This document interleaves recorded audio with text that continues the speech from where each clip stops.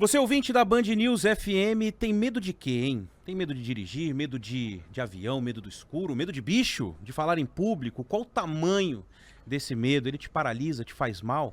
Pois saiba que 11% da população sofre de algumas dessas e outras fobias específicas. A gente vai entender mais o que é isso já já. Será que é possível viver sem medo? Será que é possível viver com medo? Esse é o assunto do Humanamente deste final de semana, programa da Band News FM em parceria com o Instituto de Psiquiatria do Hospital das Clínicas da USP, comigo Ivan Brandão e sempre com ele, doutor Daniel Barros. Tudo bem, doutor? Tudo em ordem, Ivan. Medo faz parte, né?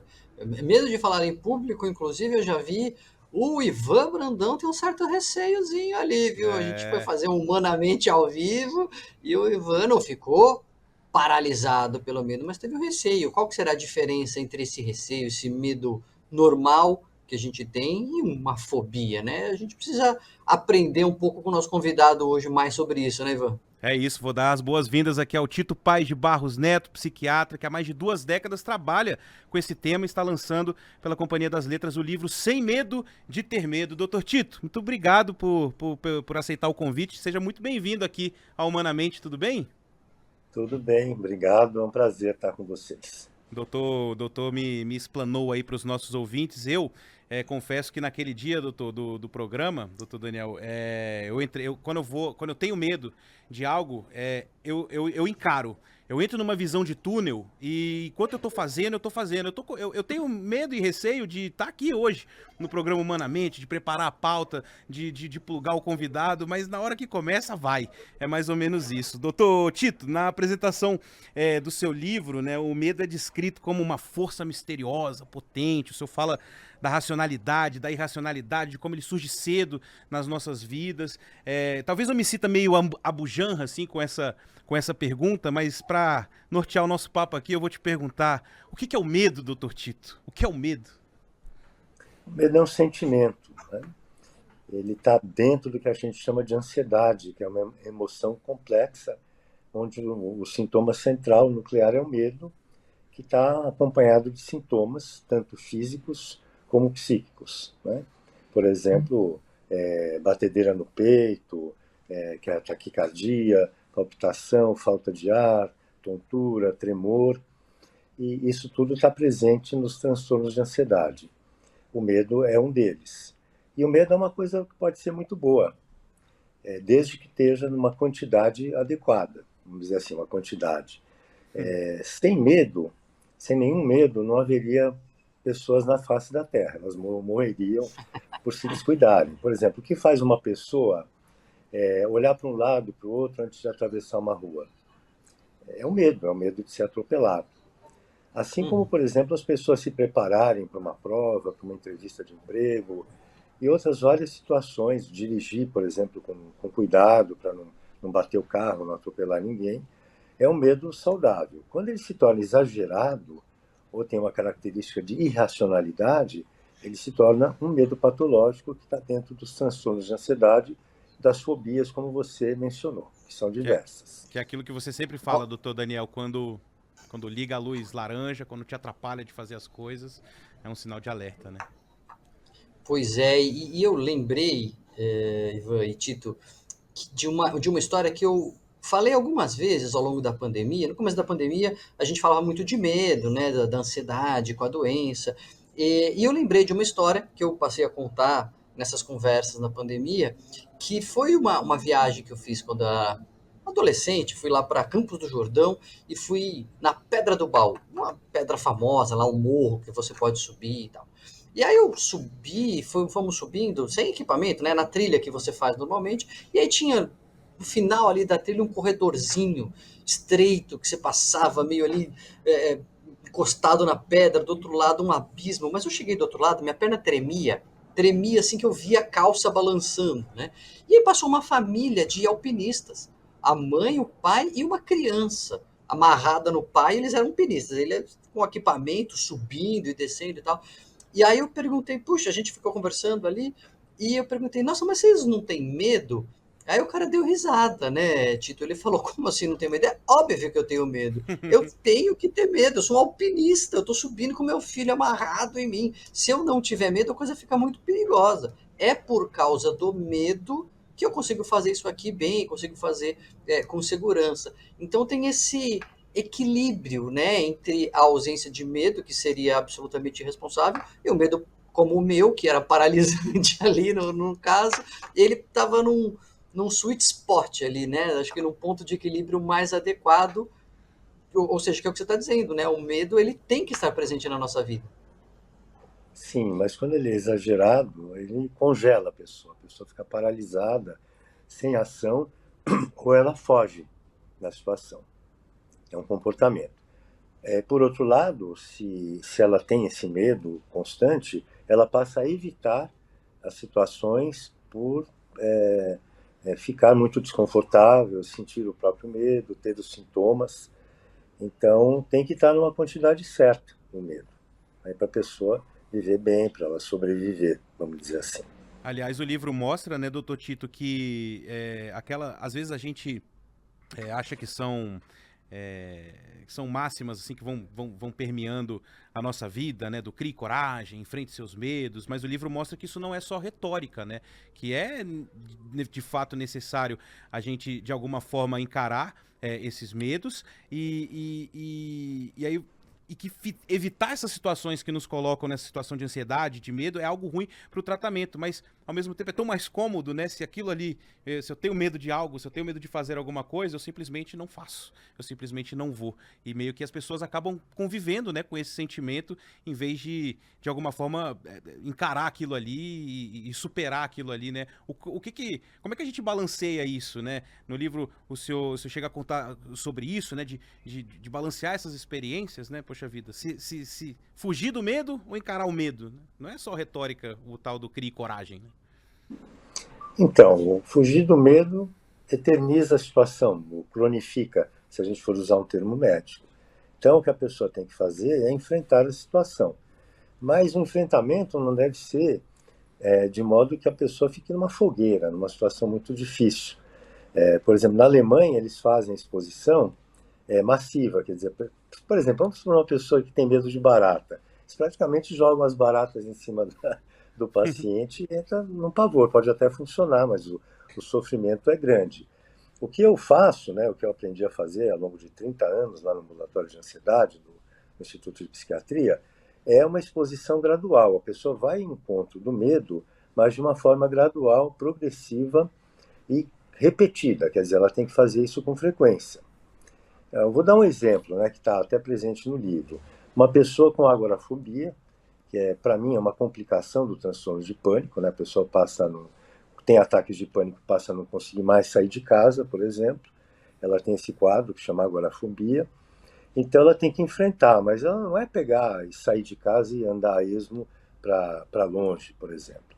Pode começar indo até o portão de casa, até a frente do prédio, andar até uma esquina, e aos poucos esse medo vai diminuindo com a exposição, até que ela consegue se distanciar de casa sem ter maiores problemas, talvez com uma apreensão, com algum receio, mas não com aquele pânico, vamos dizer assim.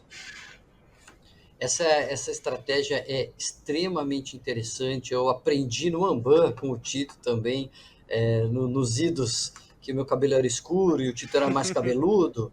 A gente aprendi, né, a fazer essa técnica. Funciona muito bem com os pacientes. É uma técnica de uma aplicação, dependendo do caso, até simples, né? Claro que tem casos super difíceis e que não vão, não é tão simples assim. Mas o Tito estava lembrando aqui, conforme você falava, de uma cena do filme do Hitchcock, O Corpo que Cai. Eu acho que é a primeira cena do filme, uma das primeiras cenas do Vertigo, né?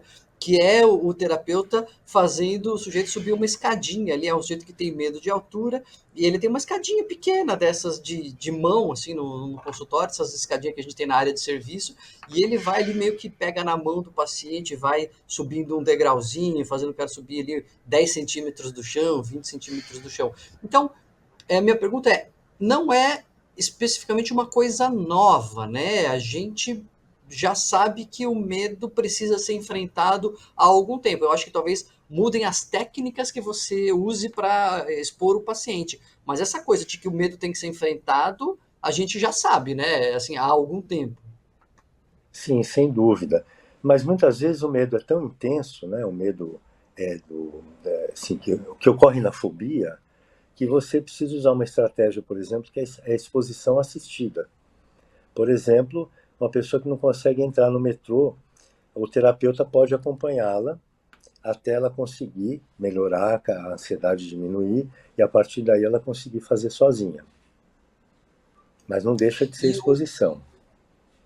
é uma exposição, e nesse caso, a ajuda do terapeuta, ou a presença do terapeuta, se deve à gravidade e às vezes também à possibilidade de exposição. Tem coisa que é mais difícil de expor, né, dependendo da fobia. Mas é, antes de você comentar isso, Tito, eu só queria pedir uma definição para o nosso ouvinte também do que é fobia, né? O Ivan perguntou inicialmente o que é medo, especificamente o que é fobia? O que a gente está falando quando a gente fala esse termo do ponto de vista médio? A fobia é um medo exagerado e ou irracional de determinadas situações e objetos. E aí a pessoa passa a não conseguir conviver com esses objetos, com essas situações. Objetos pode ser, por exemplo, animais, né? Tem gente que tem fobia de cachorro, não pode nem imaginar um cachorro na frente dela, não entra na casa de pessoas que têm um cachorro. Então, são objetos, podem ser outros objetos. Tem gente que tem fobia, por exemplo, de penas, tem gente que tem fobia de água, de altura. Tem uma série, se a gente for listar tudo, a gente beira aí, não digo infinito, mas dá para ter várias páginas de fobias. Eu fico pensando como é o ponto de vista do psicólogo ou do psiquiatra que está ali do outro lado, porque, assim, ter medo de, sei lá, eu tenho medo de andar de avião, por exemplo, né? É um medo, na minha concepção leiga, é um medo racional. Você tá voando a não sei quantos quilômetros do chão em uma massa de ferro de toneladas e você sabe que se acontecer um acidente, as pessoas não sobrevivem. Mas ao mesmo tempo, e tem até uma história, né, que você conta no livro, que é de um cidadão que estava no hospital e de repente ele estava indo embora do hospital, ele se depara com uma borboleta e ele foge pra dentro de um quarto e ali ele passa a noite com um paciente que estava lá internado porque ele simplesmente não conseguia sair dali enquanto aquela borboleta não fosse tirada do corredor, né? E aí o senhor falou de racionalidade e irracionalidade. Esses dois medos são racionais ou são irracionais? Tem como medi-los? Porque é muito... Poxa vida, é fácil entender ou compreender alguém que tenha medo de avião, mas medo de borboleta, né? Às vezes é difícil para o outro, né, compreender o medo das pessoas ou a fobia que as outras pessoas têm, né? Exato, né? Como alguém pode ter medo de um animal tão bonito, né? Um inseto, como a borboleta, que além de bonito não faz mal para ninguém. Agora, o avião, cabe até existir um medo, alguma apreensão, embora seja muito raro um acidente de avião, né? Uhum. Mas a pessoa tem na cabeça dela essa possibilidade que é remota, é engrandecida. Né? É que nem um raciocínio absurdo, por exemplo. Eu pergunto a você, sabe qual é? Que um amigo meu falou, sabe qual a chance de você acertar a Mega Sena? 50%. Ou você ganha ou você não ganha. Ou você não É ganha. mais ou menos isso. Ou o avião cai ou não cai. Então, a pessoa com fobia de voo fica mais ou menos nessa proporção, fica engrandecido e um pouco irracional, porque a gente sabe que ocorrer um acidente de avião, uma queda, é assim, ínfima. Né? Tem milhares de decolagens e pousos de aviões ocorrendo ao mesmo tempo no mundo e dificilmente se ouve falar de um acidente fatal, como, por exemplo, aquele que ocorreu nas Ilhas Canárias em 77, que foi até um acidente em solo, não foi nem durante um voo. Um avião estava pousando e o outro taxiando a pista e eles se chocaram e morreu todo mundo. Mas isso não é a regra, né? Pelo contrário, tá? É a mosca branca, vamos dizer assim. Muito, muito difícil de acontecer. Então, eu tive um paciente com fobia de voo, ele me procurou, ele estava se recusando, não, ele não conseguia fazer reuniões em prédios onde o local era muito alto, e também não conseguia voar. E ele estava sofrendo uma pressão grande da empresa dele para fazer viagens de avião. E ele me procurou assim muito angustiado com isso. E eu falei, não, vamos tratar esse problema. A fobia de voo, ela é uma fobia não tão simples. Ela envolve vários medos. Por exemplo, o medo da queda do avião, que é a mais comum, mas inclui também o medo de ficar fechado no avião, o medo de passar mal, de ter um ataque de pânico, e o medo da altura. Nesse caso do meu paciente, ele tinha medo de altura. O que apavorava ele era a ideia de os pés dele estarem se distanciando do solo. Então eu falei, propus um tratamento para ele, uma conduta que era primeiro fazer 1 ou 2 voos junto com ele, que a gente chama de exposição assistida. Então nós fizemos um voo para uma cidade bem próxima, um voo de aproximadamente 1 hora. Eu preparei ele para isso e falei, olha, você vai sentir ansiedade. Desculpa, eu vou voltar um pouquinho. Antes disso, eu pedi para ele fazer exposição na imaginação, que é uma exposição que você ou imagina as cenas, ou você recebe essas cenas sob a forma de imagens. No caso dele, eu pedi para ele assistir, ver imagens, vídeos do YouTube de decolagens do avião. Quer dizer, vários vídeos, e isso diminuiu a ansiedade dele. Ele foi se acostumando à ideia de decolar através desses vídeos. E no segundo momento, eu parti para uma exposição assistida num voo para uma cidade próxima de aproximadamente 1 hora de duração. A ida foi muito sofrida. Ele fechou os olhos, ele grudou em mim, apertou meu braço, começou a chorar. Mas depois de alguns minutos, uns 20, 25 minutos, ele conseguiu se desprender, mas ele não conseguia ainda olhar pela janela. Por fim, quando o avião pousou, ele se sentiu melhor. Nós fizemos aí um lanche, um café lá no aeroporto e retornamos. A volta foi bem mais tranquila e ele conseguiu já olhar pela janela e chegou bem aqui em São Paulo. Nós fizemos mais uma vez isso, foi bem mais tranquilo. E aí eu falei, vamos conversar, vamos marcar um outro horário para a gente conversar sobre a sua evolução. E ele deu uma sumida. Eu falei, será que ele sofreu algum tipo de trauma, ficou mal?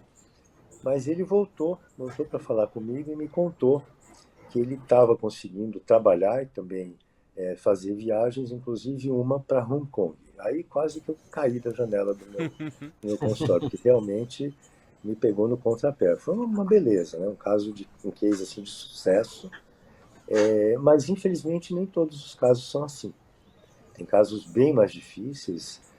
A pessoa, por exemplo, se esquiva, ela faz esquiva dentro das situações, por exemplo, usar um fone de ouvido para ouvir música, fechar os olhos, e isso não gera habituação, que é a queda da ansiedade que ocorre através da exposição. Eu acho que a gente já está no fim do bloco aqui. Eu queria deixar preparada uma pergunta, Ivan, para o Tito. Ainda tem um tempinho, eu posso... Fala aí. Tem? Não, então tá bom. Não, então vamos lá. Agora, o que eu acho bem interessante, Tito, que é super legal no título já do seu livro, que é a ideia do sem medo de ter medo. Por que a gente observa na prática, né? Uma bola de neve, porque a pessoa ela fica com medo, ela tem ali alguma reação, aí ela se preocupa com a reação que ela está apresentando. Ela, meu Deus, meu coração já está acelerando, o que está acontecendo? Quando ela se preocupa com a reação, obviamente o medo aumenta. Aí o medo aumentando, aumenta a reação, ela fica mais preocupada, isso vira uma bola de neve, que vira uma crise de pânico, né? E repetidamente isso pode até configurar uma síndrome do pânico. Eu já tive ocasiões, às vezes, de falar informalmente, até com amigos, assim, sem ser no contexto do tratamento, pessoa com ansiedade fala, estou tendo uns negócios, estou tendo preocupado aqui, ficando meio acelerado. Aí você explica, bom, olha, existe a reação de medo, que é normal, o coração acelera mesmo. Se você não ficar dando muita bola para isso, você fica mais tranquilo, não precisa ter medo de ter medo. E muitas vezes é o que basta para a pessoa se tranquilizar. Claro, se não é um quadro patológico mesmo, se a pessoa não tem um transtorno, você consegue impedir esse medo de escalar. Então é importante também, Tito, essa coisa que a gente chama de psicoeducação, né? De explicar para as pessoas o que está acontecendo, por que aquela reação acontece, porque só isso já pode abaixar a ansiedade e isso é muito terapêutico, né?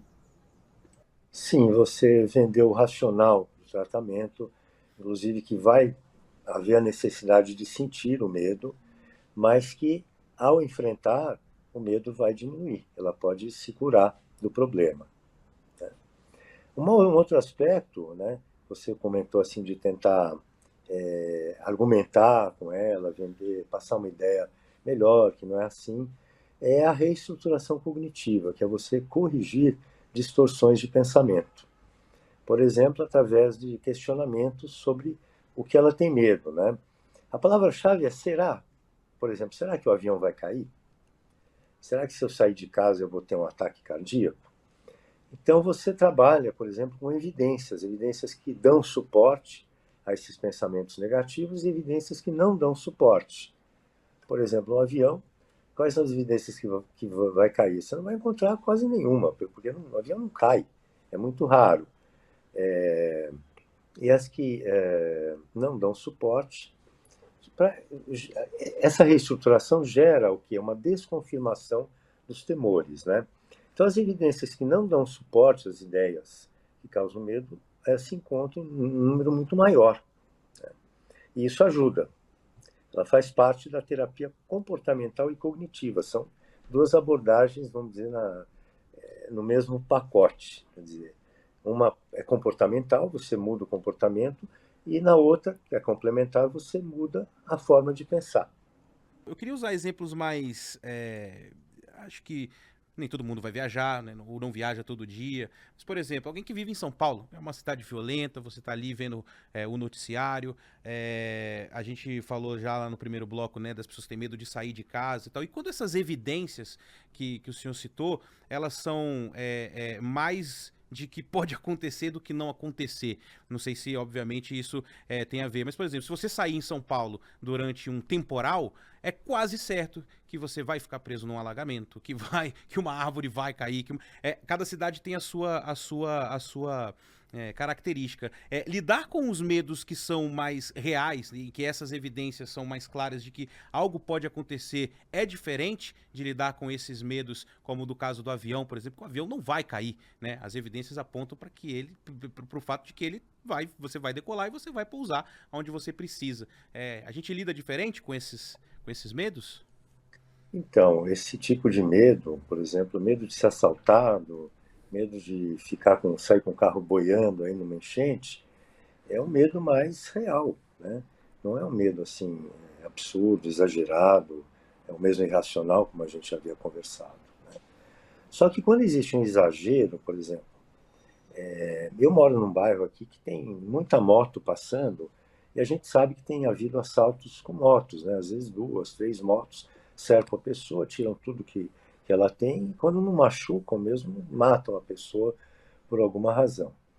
Existe esse risco, ele é real, mas a pessoa pode multiplicar esse medo por 1000. Então, ela passa a não conseguir mais sair de casa de tanto medo. Aí se torna uma coisa exagerada, né? Um problema assim que atrapalha muito a vida da pessoa, limita muito a vida dela. Né? Agora, uma das coisas mais geniais que eu acho, né, toda essa conversa da terapia de exposição, de enfrentar os medos, é uma coisa tão óbvia e simples quando você fala, Tito, mas que ao mesmo tempo ela pode ser revolucionária para a vida dos pacientes, é a história da hierarquia dos medos. Eu acho essa sacada uma coisa genial que é histórias que você fala assim para o paciente, né? Ou para a pessoa que tem medo. Isso aí você pode até, quem lê o livro, falar para o seu amigo. Não, você tem que expor, você tem que enfrentar o medo. Aí a primeira reação do sujeito é dizer assim, mas é impossível, porque meu medo é muito grande. Porque ele já pensa no pior medo dele.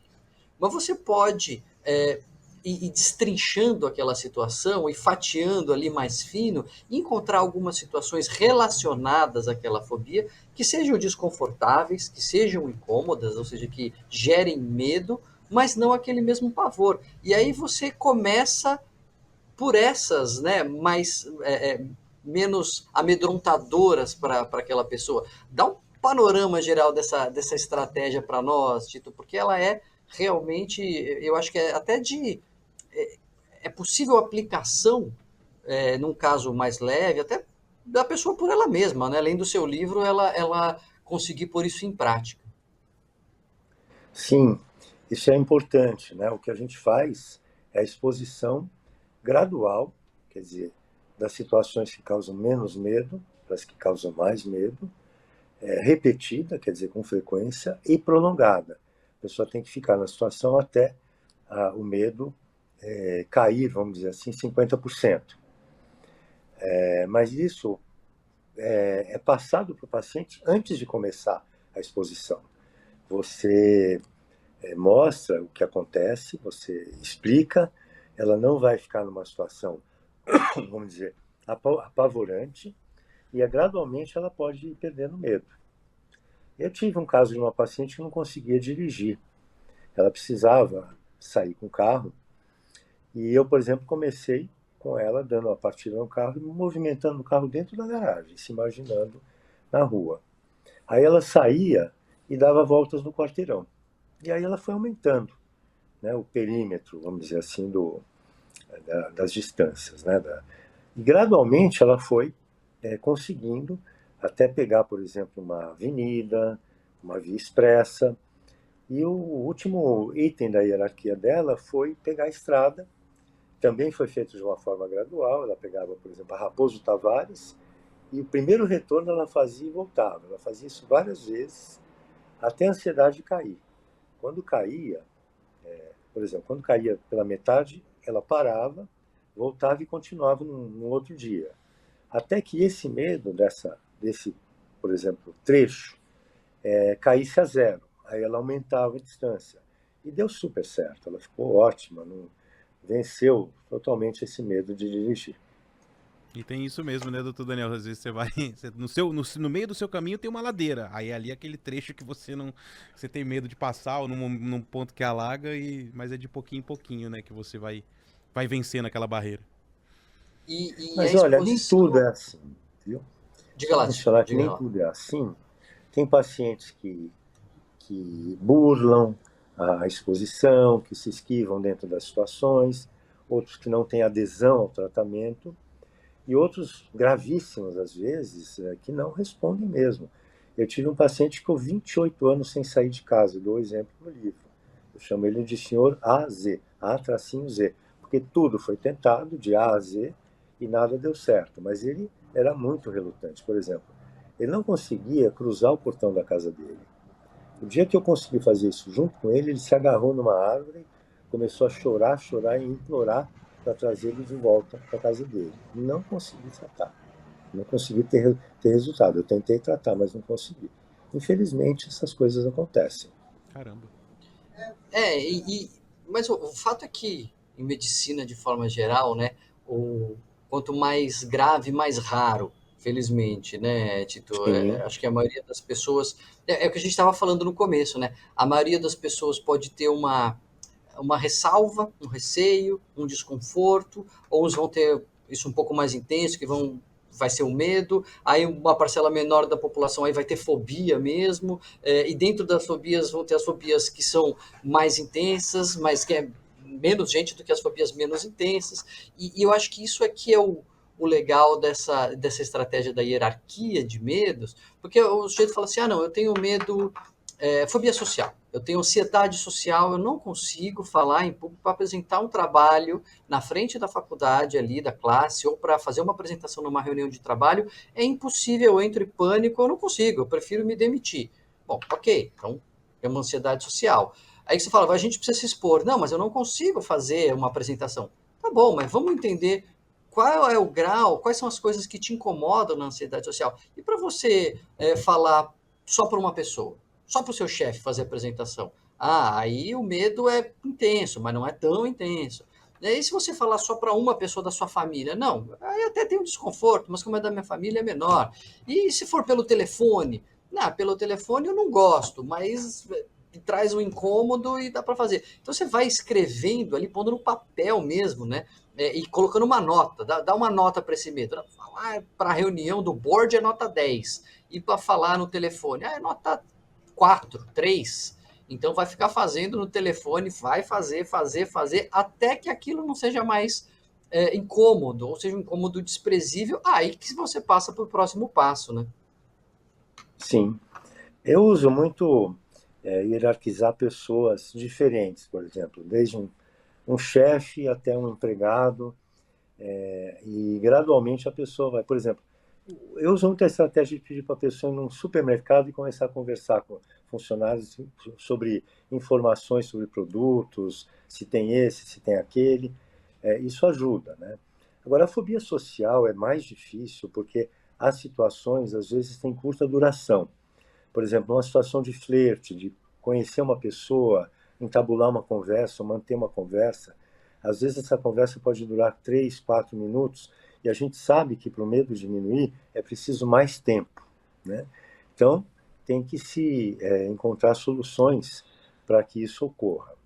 Existe um programa de realidade virtual para tratar a fobia social, da Cristiane Gebara, que por sinal é minha esposa. Ela desenvolveu esse programa, foi até a pós-graduação dela na USP, em que cenas, né, comuns à fobia social são geradas em 3 dimensões e, mesmo sendo curtas, elas podem ser repetidas diversas vezes até que haja habituação. Isso vale também, por exemplo, para a fobia de voo, vale para a fobia de altura, onde imagens, né, em 3 dimensões são usadas para exposição. Ô, doutor Daniel, por exemplo, tem uma...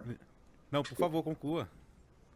Não, tem uma das cenas do aplicativo que chama Social App 3D, são pessoas, diversas pessoas olhando, pode ser uma reunião, pode ser o paciente está agradecendo aos convidados dele por um aniversário, então ela vai falar com esse público, vai discursar, por exemplo, olha, muito obrigado pela presença de vocês, e vai repetir isso até ela diminuir a ansiedade, que nesse caso da fobia social é uma ansiedade de desempenho, né?